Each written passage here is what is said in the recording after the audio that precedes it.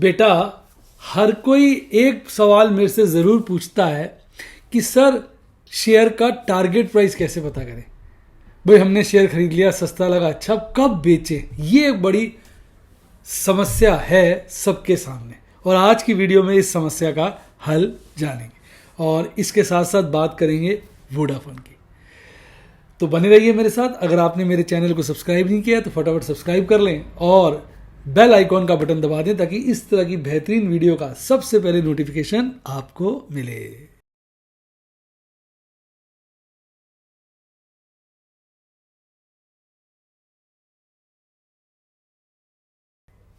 Hi guys, आपका स्वागत है आपके अपने show MKJ talks for investment in Hindi में।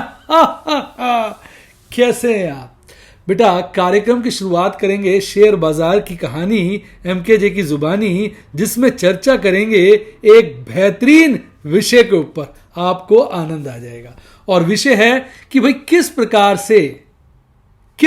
से साहब हम शेयर्स का टारगेट पता लगा सके। यह बहुत बड़ी समस्या। देखिए, टारगेट पता लगाने के लिए प्रॉपर रिसर्च करनी पड़ती है, प्रॉपर प्रिडिक्शन करनी पड़ती है कि इस कंपनी की क्या अर्निंग होगी, फिर उस सेक्टर का प्राइस अर्निंग रेशियो देखना पड़ता है, फिर देखना पड़ता है कि भाई ये जो कंपनी है जिसकी हम बात कर रहे हैं ये सेक्टर में ओवर परफॉर्म है, बेटर में आती है या मिडल में आती है या लोअर में आती है। क्योंकि जितनी बेटर में आएगी इसका प्राइस अर्निंग रेशियो उतना ज्यादा होगा। पास्ट ट्रैक रिकॉर्ड को देखते हुए, कॉम्पिटिटिव फर्म्स के प्राइस अर्निंग देखते हुए, प्रेजेंट प्राइस अर्निंग देखते हुए हम एक कहते हैं ना प्राइस अर्निंग रेशियो का डिटरमिन कर लेते हैं। फिर प्रोजेक्टेड अर्निंग को प्राइस अर्निंग रेशियो से मल्टीप्लाई करते हैं, प्रोजेक्टेड अर्निंग पर शेयर को प्राइस अर्निंग पर शेयर से मल्टीप्लाई करते हैं और हमारा निकल के आ जाता है टारगेट प्राइस। अब जितना आपने प्रोजेक्शन अच्छी की होगी अर्निंग पर शेयर की, उतना आपका टारगेट प्राइस परफेक्ट होगा। तो ये बिल्कुल आसान तरीका है। आप कहेंगे आसान सर, ये प्रिडिक्ट कैसे करेंगे, प्रोजेक्टेड ईपीएस कैसे निकालेंगे? तो बड़ा मुश्किल काम है। बिल्कुल सही कहा भाई। यहां आती है हमारे हेल्प पर बड़े बड़े ब्रोकरेज हाउसेस। आपने नाम सुना होगा मैक्वारी, मॉर्गन स्टेनले, बड़े फेमस हैं, यूबीएस, सीएलएसए। ये सब कंपनियों की बड़ी बड़ी रिसर्च फर्म्स हैं। इनकी रिसर्च टीम्स होती हैं जो इस पर्पस पे काम करती हैं और ये अपने टारगेट्स निकालती हैं।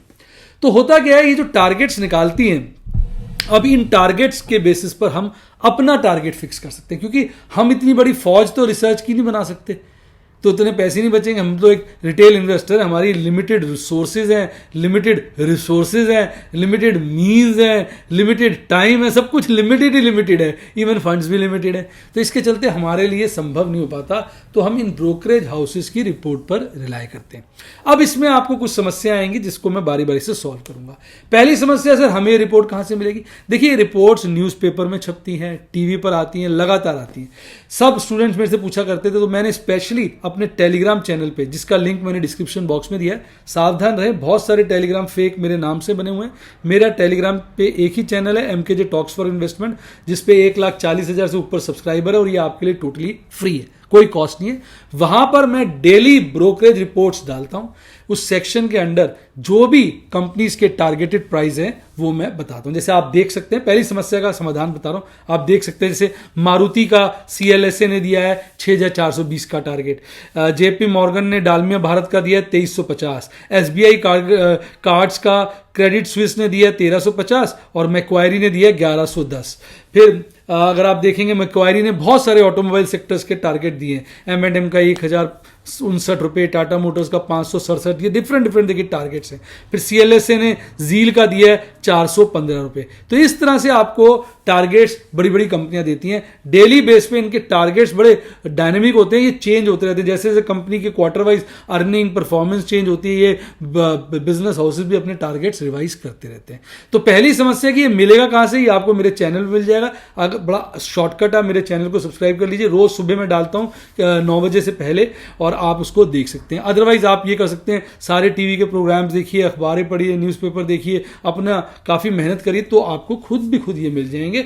मैं भी ये कोई टारगेट्स नहीं निकालता हूं, मैं बस वॉच रखता हूं। मेरा तो फॉर्मूला है ना, gone are bulls, gone are bears, eagle is the winner, let's be clear. Eagle की निगाहों से मैं इसको रखता हूं। एक और अच्छी बात क्या होती है टेलीग्राम चैनल की, होता क्या, आपने टीवी पे देखा, कंपनियों के टारगेट बता दिए, आपने एक कान से सुने, दूसरे से निकल के आप भूल गए।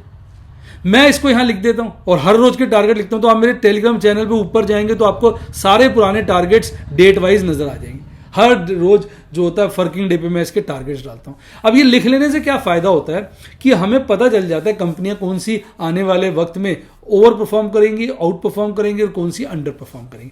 अब आप कहोगे सर ये क्या, अब दूसरी समस्या कि क्या ये टारगेट्स पूरे रिलायबल होते हैं? बिल्कुल नहीं, क्योंकि ये डायनेमिक होते हैं और ये चेंज कर देते हैं और कई बार ये वेस्टेड इंटरेस्ट से भी अफेक्टेड होते हैं। ये बड़ा नेचुरल है।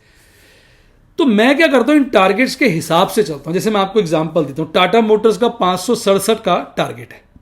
अब मैं टाटा मोटर में काम कर रहा हूं, मैं जो इसकी कॉल बेचता हूं 550 की बेचता हूं। मैं सोचता हूं 567 का है, जो ऊपर की तरफ होगा 550 की कॉल बेच देता हूं। और अगर शेयर भागता है तो कहीं भी 540 535 आता है, मैं एग्जिट कर जाता हूं। कॉल भी स्क्वायर ऑफ कर लेता हूं और शेयर को भी बेच देता हूं, या 550 के बाद ही करूंगा। तो मतलब मैं इसके हिसाब से कॉल का टारगेट प्राइस, कॉल कौन सी बेचनी है वो तय कर लेता हूं। एक चीज, एक और बात होती है, जब मैं हायर टारगेट देखता हूं ना, तो मैं ये मान के चलता हूं मैं उस लेवल से पहले ही निकल जाऊंगा। उस लेवल के बाद भी चला जाता है शेयर, ऐसा नहीं है जाता नहीं है, उससे ऊपर काफी चला जाता है। पर मैं समझ लेता हूं यार अब उसने 567 का कहा है तो मैं 550 में खुश हूं। तो इस तरीके से मैं अपने माइंड में एक रफ उनसे नीचे का टारगेट ले लेता हूं। इसी तरह अगर आप देखेंगे, जैसे इसका है मारुति का 6420 का टारगेट दिया है आपका CLSA ने। अब और फर्म्स का भी देखूंगा, अगर सभी इसका अंडर परफॉर्म का टारगेट दे रहे होंगे तो फिर मेरे रडार में आ जाएगा इसको खरीदना है। पर ये नहीं मैं 6400 का वेट करूंगा, मैं अपनी पोजीशन इसमें 6700 6800 से बनाना शुरू कर दूंगा। यानी जो वो रेंज ऊपर की और नीचे की निकालते हैं, मैं उसके अंदर एक ऊपर से थोड़ा नीचे और नीचे से थोड़ा ऊपर, वो रेंज बनाकर उसमें मैं काम करना शुरू कर देता हूं। और मैं भी अपनी प्राइस अर्निंग देखता हूं। ये तो हो गया टारगेट से एक आइडिया लग जाता है। फिर इसके अलावा मैं टेक्निकल चार्ट देखता हूं, MACD, RSI, कैंडलस्टिक, बहुत सारी और भी बातें, और जो न्यूज कैसे चल रही है, खबर कैसे आ रही है, फिर सबसे बड़ी बात मेरी गट फीलिंग क्या है, मेरा कन्विक्शन क्या है। तो इन सब के निचोड़ से फिर मैं तय करता हूं कब एंट्री लेनी है, कब एग्जिट लेनी है। जैसे जील का देखिए 415 का दिया हुआ है, तो 415 पे है ना, तो मैं कॉल इस वक्त 350 की बेच रहा हूं कि 415 बहुत दूर है, उसका प्रीमियम नहीं होता। पर 350 पे आते मैं एक बार एग्जिट करके फिर कंफर्टेबली 330 की पुट बेच देता हूं। मैं कहता हूं 415 का टारगेट दे रहे, 330 की पुट बेची है, 20 रुपए प्रीमियम आ गया, 310 पे शेयर घराएगा, कोई दिक्कत नहीं। इस तरीके से मुझे पैनिक नहीं होता है। मैं 415 कह रहा हूं, मैं मान के चलता हूं मैं 370 80 तो आ ही जाएगा। देखो थीम समझो ना मेरी क्या है, मैं इस तरीके से उनसे आइडिया लगा लेता हूं, तो मुझे पैनिक नहीं होता। मैं देख लेता हूं शेयर्स किस रेंज में है, तो उससे फिर मैं आइडिया लगा के काम करता रहता हूं। तो ये बाकी तो देखो अपना कन्विक्शन तो सबसे जरूरी चीज है। ये सब तो कहते हैं सुनो सबकी करो मन, ये सब तो हमारे सहायक बातें, किसी की भी सुनने में कोई बुराई नहीं है। तो ये होता है मेरे तरीके से कम रिसर्च के, मेहनत के। अब मैं लगा रहा हूं, मैं इस वक्त 200 कंपनी में पोजीशन बनाता हूं। अब 200 कंपनी की रिसर्च हाउस मेंटेन करने के लिए मुझे कम से कम 5 करोड़ रुपए साल का खर्चा चाहिए। 5 भी कम कह दिया, 1 करोड़ महीना मान के चलो, साल का 12 करोड़ का खर्चा चाहिए। 12 करोड़ अगर मैं रिसर्च टीम को दे दूंगा तो मैं क्या काम करूंगा? तो ऐसा नहीं होता है। और हमें जरूरत क्या है, मान लो बढ़िया, अगर मान लो ध्यान से सुनिए, बड़ा अच्छा डायलॉग है, अगर मान लो मदर डेयरी पे दूध मिल जाता है तो घर में भैंस पालने की क्या जरूरत है? जब रेडीमेड दूध बटन दबाओ, होम डिलीवरी दूध की हो रही, तो भैंस पाल के मैं अपने घर में क्यों रखूं? भैंस को चारा खिलाऊं फिर दूध निकालूं, इससे अच्छा ऑनलाइन ऑर्डर कर दूं, अगले दिन सुबह सुबह टाइम से आ जाएगा। यानी जो काम और लोग कर रहे हैं वो मुझे रिपीट करने की क्या जरूरत है? इतनी बड़ी रिसर्च टीम है, और मैं तो 10-12 करोड़ का बजट बता रहा था, इनके तो 100-100 200 करोड़ की रिसर्च टीम्स होती हैं। तो वो काम मैं क्यों करूं? मैं उनसे उल्टा कॉशियसली बाकी अपनी जजमेंट, अपनी कन्विक्शन के हिसाब से काम करता हूं। तो ये है मेरा तरीका, टारगेट प्राइस का अंदाजा लगाना। आप बताइए आपका क्या विचार है, नीचे कमेंट में जरूर बताइए। और आपको ये मेरा तरीका कैसा लगा? मजा आया तो वीडियो को लाइक करिए और अपने दोस्तों के साथ शेयर करिए। अब बात करेंगे बाजार में हलचल। तो आज मच गई जी, मच गई हलचल, देखो मच गई। क्यों मच गई? कि जितनी कल बाजार ने बढ़त की थी आज उतनी घटत कर दी। तो देखिए अगर मैं कल की बात करूं तो कल बाजार बंद हुआ था 17,401 पर, 17,401 पर, और आज एक अच्छी ठीक सी कहिए या रीजनेबल सी गैप ऑफ ओपनिंग करता है 17,424 पर, और खुलते ही आज का पीक तय हो जाता है उसी के आसपास 17,479, मतलब 17,500 से नीचे।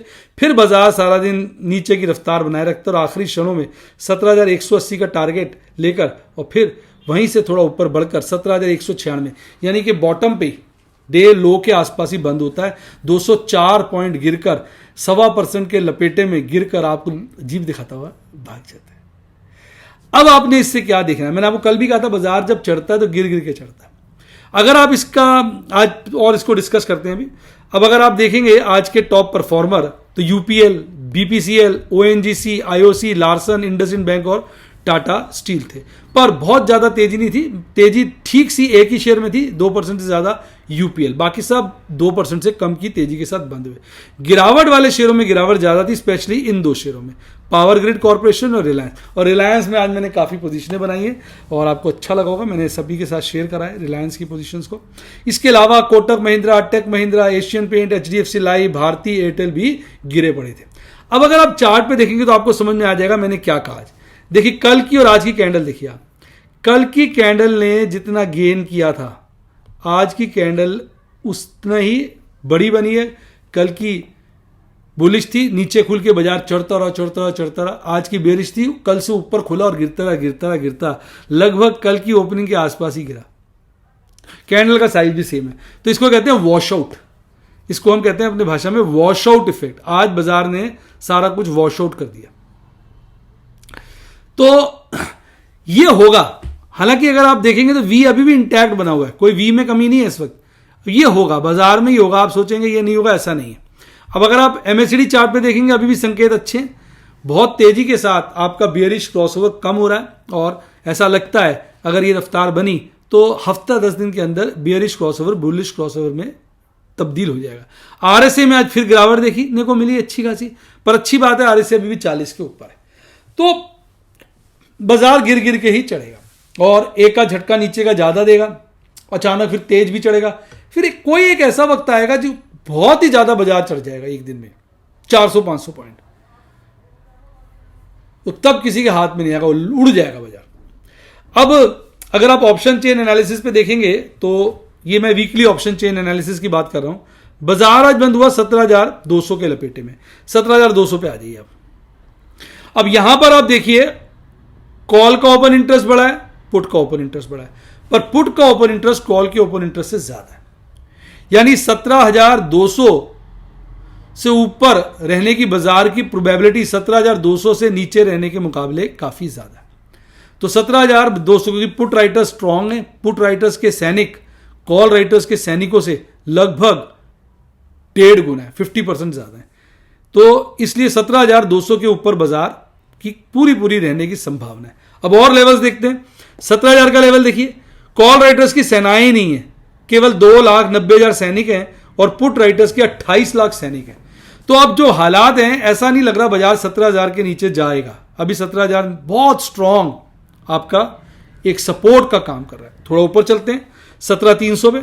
17,300 पे देखेंगे कॉल राइटिंग डबल हो गई है, लगभग 13,60,000 से बढ़कर 25,10,000 हो गई है और पुट राइटिंग घटी है।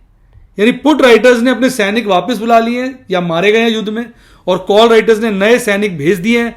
तो कॉल राइटर्स की पोजीशन 17,300 पे बहुत ज्यादा है, यानी 17,300 के नीचे बाजार नजर आ रहा है। तो अब इस वक्त जो निकल के आ रहा है चार्ट के ऊपर रेंज, वो 17,000 से 17,300 की निकल के आ रही है। इस वक्त जो एक सीमित दायरे की रेंज है, बाकी तो बाजार है, रोज रोज पोजीशनें बदलेंगी, ऑपरेटर भी गेम खेल रहा होता है तो वो पोजीशनें चेंज होती हैं। तो कल के लिए अगर हम एक मध्यम रेंज मान के चलें, एक रीजनेबल रेंज, तो 17,000 से 17,300 की है। बाजार 17,300 के ऊपर जाएगा, बिकवाली शुरू हो जाएगी, 17,000 के नीचे या उसके नजदीक आएगा, खरीदारी शुरू हो जाएगी। तो ये अभी वीकली ऑप्शन चेन एनालिसिस से डाटा हमें बता रहा है। मंथली की बात करें, मंथली पे अभी भी 18,000 पे कॉल राइटर्स बहुत स्ट्रांगली खड़े हैं और पुट राइटर्स उनको अच्छी टक्कर भी दे रहे हैं। यानी 18,000 भी ऐसा नहीं है लेवल इनविंसिबल, ऐसा लेवल नहीं है। पुट राइटर्स कह रहे हैं तेरी तो हम 18,000 के ऊपर भी बाजार को ले जा सकते हैं, क्योंकि उन्होंने भी अपनी अच्छी खासी 20 लाख की सेनाएं रखी हुई हैं। हालांकि पुट राइटर्स की तो उनसे 50% से ज्यादा है। हाँ, 18,500 का एक ऐसा लेवल है जहां पे कॉल राइटर्स 14,20,000 सैनिकों के साथ खड़े हैं और पुट राइटर्स मात्र 6,10,000 के साथ खड़े हैं। तो यानी मंथली एक्सपायरी में 18,000 पे एक रेसिस्टेंस है, पर वो कट सकता है। रेसिस्टेंस सॉफ्ट रेसिस्टेंस है, हार्ड रेसिस्टेंस नहीं। 18,500 पे एक हार्ड रेसिस्टेंस है। अब अगर नीचे की बात करें हम 17,000 की, क्योंकि 17,200 में बाजार बंद हो ना, उसके नीचे की बात करते हैं 17,000 की। तो 17,000 पे देखेंगे कॉल राइटर्स ने अपने सैनिक कम कर दिए, पुट राइटर्स ने भी अपने सैनिक कम किए हैं, पर पुट राइटर्स के सैनिक अभी भी कॉल राइटर्स के सैनिकों के मुकाबले बहुत ज़्यादा है, बहुत ज़्यादा है। तो 17,000 एक ऐसा लेवल है जिसके नीचे बाजार जाता हुआ नहीं दिख रहा। ये एक सॉफ्ट आप कह सकते हैं, मैंने क्या 18,000 को सपोर्ट बोल दिया था, 18,500 तो रेसिस्टेंस है, इसके ऊपर नहीं जाएगा, और नीचे 17,000 पे अच्छी सपोर्ट है। लेकिन अगर सही सपोर्ट जो है 16,500 पे, क्योंकि इस वक्त बाजार में ना बहुत ज़्यादा वोलेटिलिटी है, क्योंकि यहां पर कॉल के सैनिक है 5,30,000 और पुट के सैनिक है 25 लाख के आसपास। तो 16,500 के नीचे बाजार जाता नहीं दिख रहा, और 18,500 के ऊपर। बड़ी रेंज 16,500 से 18,500 की है, छोटी रेंज 17,000 से 18,000 की। तो मैंने आपको रीजन के साथ समझा दिया है। बाकी ये रेंज समय के साथ चेंज होती है, जैसे मूड माहौल बदलता है, कॉल राइटर्स और पुट राइटर्स अपने सैनिकों को उसी हिसाब से घटाते बढ़ाते रहते हैं। अब अगर आप एक बात अजीब सी देखेंगे, बाजार आज गिरा है, और आप देखिए पीसीआर काफी गिर गया वीकली का। मैंने कल कहा था वीकली के पीसीआर पे इतना रिलाई नहीं कर सकते, फ्राइडे को पता चलता है। तो फ्राइडे को पीसीआर में बहुत ज्यादा गिरावट आई, यानी आज जो है कॉल राइटर्स ने धूम मचा दी, खूब दबा के कॉल राइटिंग करी, तो पुट राइटर्स पीछे रह गए, जिससे पीसीआर जो है धड़ाम से गिर गया। ये इस वीक के लिए एक बियरिश संकेत है। हालांकि आज पहला दिन हफ्ते का, क्योंकि थर्सडे को एक्सपायरी है, शुरुआती दौर कमजोरी का है, साफ संकेत दे रहा है चार्ट पे। अब 2 दिन की छुट्टी है, 2 दिन में मूड माहौल बदल जाता है, ओमिक्रॉन नया केस आया, उसके हिसाब से मंडे को ज्यादा हमें समझ में आएगा। अब अगर इसको देखें मंथली में कोई खास परिवर्तन नहीं है, वो अभी भी जो है ओवर देखो एक्चुअली ये जो रेंज है ना, इस वक्त बाजार माहौल खराब है, तो इस 1.35 भी कई लोग आपको ओवरबॉट जोन कह देंगे। नॉर्मल कोर्स में इसको वो कहते हैं भाई वो ठीक है, न्यूट्रल है, या कई लोग कहते हैं लाइट ओवरबॉट है, कई लोग कहते हैं इवन लाइट ओवरसोल्ड है जब बाजार तेज होता है। लेकिन इस वक्त क्योंकि बाजार बहुत गिरा है, पीछे काफी गिर गया था, तो इस वक्त इसको हम थोड़ा हल्का फुल्का ओवरबॉट जोन ही कहेंगे। मूड माहौल के हिसाब से भी ना इंटरप्रिटेशंस थोड़े बदल जाते हैं। अब बात करते हैं आपके फेवरेट सेगमेंट की, और उसमें हम बात करेंगे अब आपके मेरे प्यारे राज दुलारे निफ्टी बैंक। तो निफ्टी बैंक कल जैसे मैंने भी करा अंडरलाइन 36,508 पे बंद हुआ, और आज एक हल्की सी बिल्कुल ना के बराबर कहेंगे भाई साहब ना, 9 पॉइंट नीचे खुलता है 36,497 पर, एकदम खुलते ही ऊपर भागता है, और यहां पर एक 36,844 का पीक बनाता है। हालांकि सब लोगों को उम्मीद थी, जिस तरह से कल मूड माहौल बना था कि भैया आज 37,000 के ऊपर तो जाएगा निफ्टी बैंक, पर ऐसा कुछ नहीं होता, और उसके बाद एक बार गिरता है, फिर उम्मीद जगाता है, फिर गिरता ही चला जाता है, और आखिरी क्षणों में एक बार 36,000 के पास ही पहुंच जाता है, 36,062 पे एक बॉटम बनाकर फिर थोड़ा सा हल्का सा चढ़ता है, हल्का सा, और 36,200 के लगभग करीबन 300 पॉइंट से ज्यादा की गिरावट, 1% से हल्की कम की गिरावट के साथ आपको लंबी सी जीप दिखाकर भाग जाता है, कहता है भैया मैंने तो आज तुम्हें चौंका दिया। तो ये बाजार है। इतने सारे उसके बाद मेरे को व्हाट्सएप पे मैसेज आते, सर ये बाजार गिर क्यों रहा है। कई बच्चे पूछते हैं सर बाजार गिर क्यों रहा है, ये चढ़ता क्यों नहीं। लोग सोचते हैं कि अगर उन्होंने शेयर खरीदा तो बाजार चढ़ता रहे, उनके घर में धन की वर्षा होती रहे, वो कुछ ना करें, पलंग पे बैठे रहे, सोफे पे बैठे रहे, रिक्लाइनर पे बैठे रहे, टीवी देखते रहे, चाय के घूंट पीते रहे और नोट छापते रहे। पैसे लगा दिए, हम तो बस कुबेर का खजाना प्राप्त कर लेंगे। बाजार गिरता क्यों है सर, ये चढ़ता जाए ना, चढ़ता जाए। गिरना किसी को अच्छा नहीं लगता। अरे भाई गिरेगा तो कोई फंसेगा तो कोई कटेगा तो किसी को नुकसान होगा, किसी को फायदा होगा। ये बाजार है, ये ऐसा ही रहता है, पोजीशनों का गेम है। पोजीशनें लोग बुलिश हो जाते हैं तो बाजार खींच देता है। पीछे आइडिया को कितना लटका के रखा हुआ था और आप भगाया तो देखिए कितना भाई साहब गोली कर दिया। आज आइडिया बड़ी जबरदस्त प्रॉफिट बुकिंग करिए, उसकी चर्चा मैं करूंगा आपके साथ एमकेजे स्टूडेंट टॉक्स में। तो आज भागने वाले शेयर्स जो थे हरियाली में 6 शेयर थे निफ्टी बैंक के, और सबसे टॉप पे अगर आप देखेंगे आज था आईडीएफसी फर्स्ट बैंक। हालांकि तेजी बहुत ज्यादा नहीं थी, सब आधे % और उससे कम के लपेटे में तेज थे। गिरने वाले शेयरों में गिरावट ज्यादा थी, स्पेशली कोटक महिंद्रा, ऐसा लग रहा है लुंगी खोल दी है कोटक महिंद्रा की। फिर आईसीआईसी बैंक, एसबीआई और भी बैंक आप देखेंगे गिरे थे, पर ज्यादा गिरावट आज 2.5% से ऊपर की कोटक महिंद्रा बैंक में देखने को मिली। अब चार्ट देखिए, चार्ट ने आज वही कहेंगे ना व्हाइट वॉश हो गया बोला। जो कल रंगीन पुताई हुई थी, लोगों के मन में रंगीनियां जागी थी, मजेदारी आ गई थी, आज सारी की सारी सफेदी सफेद वाली के नीचे दब के मर गई, सब खत्म। आज जितना बाजार कल चढ़ा था उससे ज्यादा गिर गया। फिर अपनी यात्रा नजदीक ले जा रहा है 200 दिन के ईएमए के पास। अगर इसको काट दिया तो ये 200 दिन का ईएमए नहीं, आप और मेरे जैसे बहुत सारे निवेशक कट जाएंगे। तो ये बाजार के हालात हैं। अब आप देखिए एमएससीडी चार्ट पर, तो एमएससीडी चार्ट पर तो खैर अच्छी बात है, हिस्टोग्राम लगातार हरे बन रहे हैं और छोटे होते जा रहे हैं, और यानी बेयरिश क्रॉसओवर कम हो रहा है। लेकिन आरएसए पे अच्छा संकेत नहीं है, 40 के नीचे ही लगातार चल रहा है। ये 40 के नीचे जो है ये अच्छा संकेत नहीं माना जाता। आरएसआई अगर 40 के नीचे है तो इसका मतलब अभी बाजार जो है मंदी के दौर में बना रहा है मूड।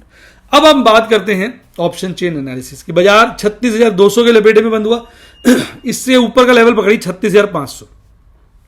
36,500 पे 14,90,000 की सेनाएं हैं कॉल राइटर्स की, और 6,400 की पुट राइटर्स की है।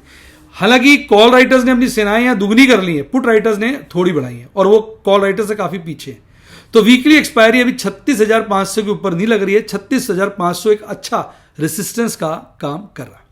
36,197 से नीचे आई है 36,000 के लेवल पे। अब 36,000 के लेवल पे उल्टी सिचुएशन हो गई है। हालांकि कॉल राइटर्स ने अपनी पोजीशनें बढ़ाई हैं, अपने सैनिक 1,70,000 से बढ़ाकर 4,70,000 कर दिए, पर पुट राइटर्स ने भी अपनी सैनिकें बहुत ज्यादा बढ़ा दी हैं, 6,60,000 से बढ़ाकर 11,50,000 कर दिए। तो 36,000 भी एक सपोर्ट है जिसको काटता हुआ बाजार नहीं लिख रहा। अगर ये 36,000 काट देता है, सॉफ्ट सपोर्ट है, कट सकती है, काटता है, तो 35,500 काटता हुआ अभी बिल्कुल नजर नहीं आ रहा, क्योंकि यहां पे कॉल राइटर्स की सेनाएं मात्र 50,000 है और पुट राइटर्स की 12.5 लाख के आसपास है। कॉल राइटर्स कहीं स्टैंड नहीं करते। तो 35,500 एक स्ट्रॉन्ग समझ गए ना, सपोर्ट है, और 36,500 एक अच्छी रेसिस्टेंस, और 37,000 जो है एक स्ट्रॉन्ग रेसिस्टेंस है। क्यों? क्योंकि 17,700 सैनिक खड़े हैं कॉल राइटर्स के, और पुट राइटर्स के मात्र 3,10,000 है। तो एक बड़ी रेंज 35,500 से 37,000, छोटी रेंज 36 से 36,500। सिचुएशन समय अनुसार आने वाले दिनों में बदल सकती है। अब यही बात यहां है। आज पीसीआर जिस तरह से गिरा है, हालांकि ये पहला दिन ही है, क्योंकि कल लोगों ने रोल ओवर किए होंगे, नई पोजीशनें कई लोगों ने ली नहीं होंगी, जिनको नुकसान हो गया वो अपने गमगीन होंगे, उन्होंने पोजीशनें नहीं बनाई होंगी। आज उन्होंने हौसला कर कमर कसकर फिर कुदाई करी है, लेकिन आज पीसीआर गिर गया, जो इस तरफ साफ इशारा कर रहा है कि कॉल राइटर्स पुट राइटर्स में भारे हैं, मंदी का संकेत है। लेकिन मंथली पीसीआर बढ़ा है, यानी मंथली अभी बुलिशनेस जारी है, पर वीकली में बेयरिशनेस साफ आ गई है। अब बात करेंगे आपके प्यारे राज दुलारे एफआईज डीआईज की। एफआई डीआईज तो रुक ही नहीं रहे, अपने उसी माहौल में चल रहे हैं। एफआईज बेची जा बेची जा बेची जा, डीआईज खरीदी जा खरीदी जा खरीदी जा, पर आज डीआईज एफआईज को बीट नहीं कर पाए। एफआईज ने 3350 करोड़ से ऊपर की, 3350 करोड़ से ऊपर की नेट बिकवाली की। इसके मुकाबले जो जवाब आया डीआईज की तरफ से ज्यादा बढ़िया नहीं आया, 1650 करोड़ की नेट खरीदारी आई, जिसके चलते आज भारी बिकवाली का सामना करना पड़ा। बाजार के अंदर अगर आप देखेंगे 1700 करोड़ से ऊपर की नेट बिकवाली आई। तो आज डीआईज ने घुटने टेक दिए साहब एफआईज के सामने, टूट गए, चकनाचूर हो गए। पर प्रभु का आशीर्वाद अपरंपार है, प्रभु की लीला निराली है, प्रभु का आशीर्वाद बरकरार है, आपकी शुभकामनाएं हमारे साथ हैं। आज आप लोगों की मदद से ठक ठक ठक ठक 4 सेंचुरियां मार ही दी। 17 ट्रेड, 9 ट्रेड्स, 4 नई पोजीशन, 5 स्क्वायर ऑफ प्रॉफिट, 4,55,450।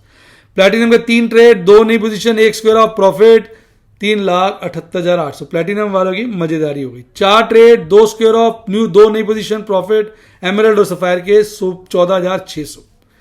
देखो मैंने आज ना आइडिया की कॉल बेची हुई थी, उसको स्क्वायर ऑफ किया। कॉल में मुझे नुकसान लगा 3,78,000 का, और जो आइडिया की मैंने उसके बदले 1,10,000 शेयर बेच डाले, और 30,000 शेयर मैंने भी रख लिए। 1,40,000 शेयर बनते हैं ना, 30,000 मैंने नहीं बेचे, क्योंकि बहुत बाजार में न्यूज है कि ये बहुत स्ट्रांग हो गया। वैसे भी जितनी तेजी दिखाई है, तो मैंने कहा 30,000 शेयर रख लेते हैं, क्योंकि इनके ऊपर मुझे कितने का फायदा हुआ जी? 3,78,800 नेट। यानी ये लॉस अगर राइट ऑफ कर देता हूं ना, तो इन दोनों का मिलाकर 3,78,800 का प्रॉफिट हुआ है। यानी इसमें अपने आप 6,60,000 का प्रॉफिट था। अब कई 756 का प्रॉफिट था, 756 में से 3,78 घटा दीजिए, 756,800 तो 3,78 ही आ जाता है, 800 आ जाता है।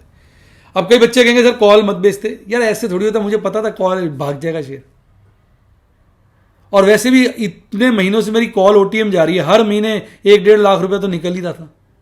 अब की बार भी निकाल लिया, अच्छा भाग गया शेयर, ठीक है यार, अब फिर पकड़ लेंगे नीचे आएगा तो। आज मैंने क्या करा, 30,000 शेयर रख लिए।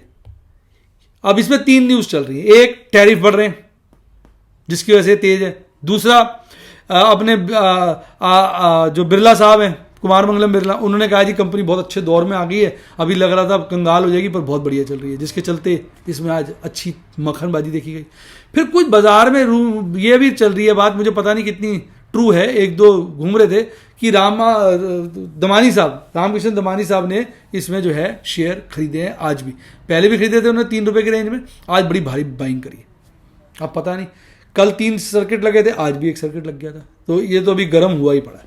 तो ठीक है, अपने अपन ने प्रॉफिट बुक कर लिया, अपने हिस्से का पानी पी लिया, बाकी छोड़ दिया। अभी तो 30,000 हमारे पास भी पड़े हैं, क्यों जी, हम कौन सा छोड़ चुके हैं पूरी तरह से।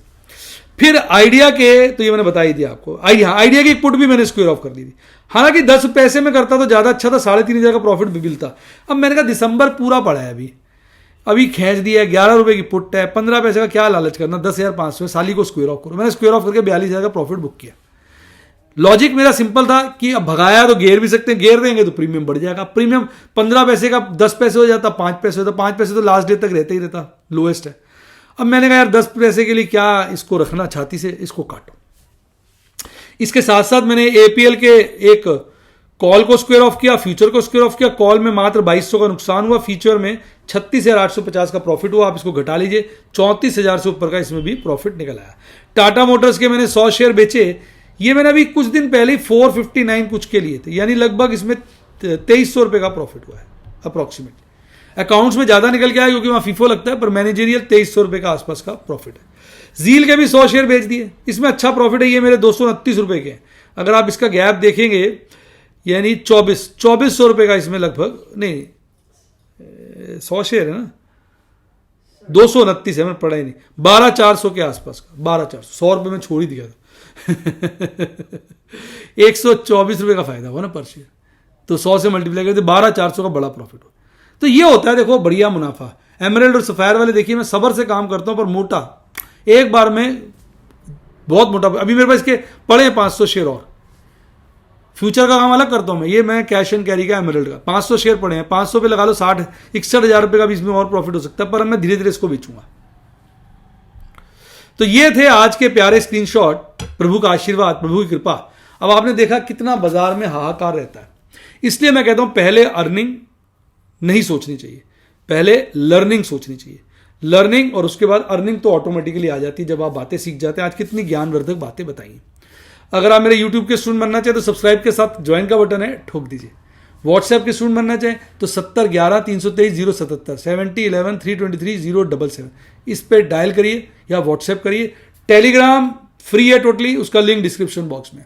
अच्छे डीमैट अकाउंट खुलवाइए, सबका लिंक डिस्क्रिप्शन बॉक्स में, उन्हीं से खुलवाइए, प्रभु ने चाहा तो नोट छपेंगे। और ये टेलीग्राम चैनल का लिंक है, इसको जरूर ज्वाइन करिए।